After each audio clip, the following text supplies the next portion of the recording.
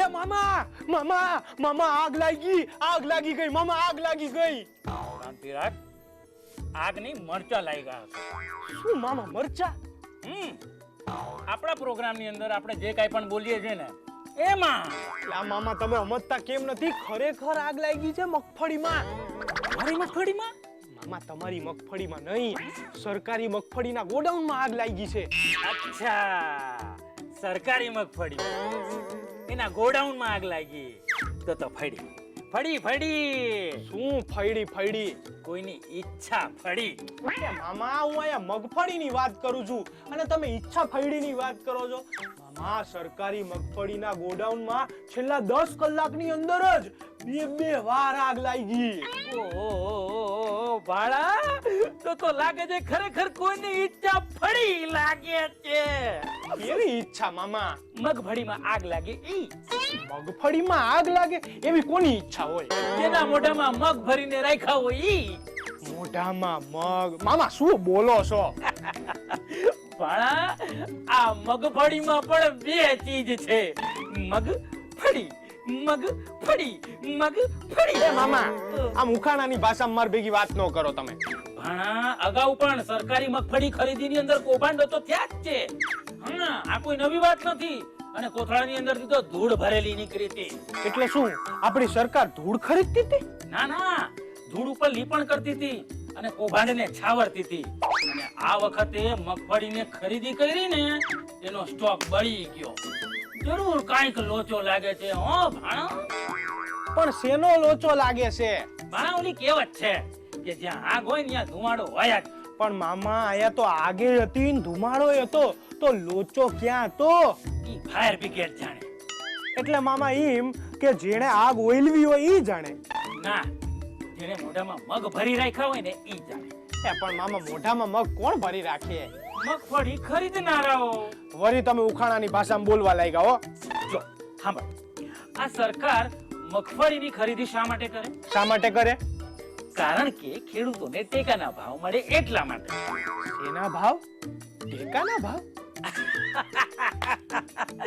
આ ભૂલમાં તું સાચું બોલી ગયો બાળા. હો, ત્યાં દેખો હાલે છે ને. આ સરકારી ટેકામાં ઢેકા જ હાલે છે મામા. વરી પાછું બમ્પર ગયું હો. જો હમ આ ઊંટ હોય ને, ઊંટ એના કરતા એનો ઢેકો મોટો હોય. હા, એવી જ રીતે સરકારી ખરીદીનો જે સ્ટોક હોય ને એના કરતા પેપર ઉપર એટલે કે ચોપડે બતાડેલો જે સ્ટોક હોય ને એ બહુ મોટો હોય.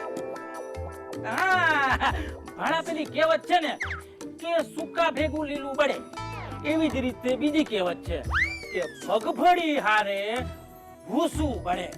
એટલે તમે એમ કેવા માંગો છો કે મગફળીમાં ભૂસું ભર્યું તું? હોય પણ ખરું, ભૂસું જલ્દી બળે ને અને ગંધે મોડી આવે ને. બોલી ગયો, ભૂલમાં તું સાચું બોલી ગયો. પણ આ વખતે તો સૌથી પહેલા ને માત્ર વિરોધ પક્ષ વાળાને ખબર પડી ગઈ છે. વાળા ગંધ આવી ગઈ. સરકારને તો હજી નથી આવતી. એ મામા, આ સરકાર મગફળી ખરીદીને એનું કરે શું?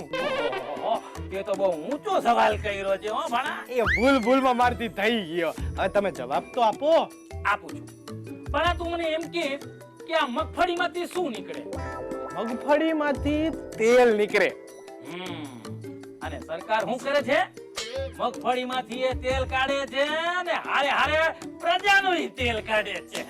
એટલે જ મામા વર્ષે ને વર્ષે તેલના ડબ્બાના ભાવ વધતા જાય છે. આને જ કહેવાય વિકાસ. સમજી ગયો મામા, સમજી ગયો. એ મામા, પણ હજી આગ લાગી એની તપાસ તો થાય કે નહીં? થવાની ને ભાણા, પણ એમાં એક કહેવત લાગુ પડે છે, ઓલી મગફળી વાળી. એ કઈ કહેવત મામા? આ પેલી કહેવત છે ને કે તેલ જુઓ અને તેલની ધાર જુઓ. પણ મામા, આમ શું આપણે જોયે જ રાખવાનું? આ પ્રજા જુએ જ છે ને છેલ્લા 30 વર્ષથી. પણ મામા, આ બધું જે થાય છે તો એમાં આપણા દેશનો રાજા કઈ કરતો કેમ નથી? પેલી કહેવત છે તેલ વાળી ભાણા, તને ખબર છે? એક મિનિટ. ક્યાં રાજા ભોજ ને ક્યાં ગંગુ તેલી. બાળા તું તો દિવસે દિવસે હોશિયાર થતો જાય. તો હાલો મામા હું જાઉં હો. ફળી ફળી ફળી મગફળી. એ ભાણા ભાણો કોનો? જગત મામાનો. ફળી ફળી ફળી મગફળી.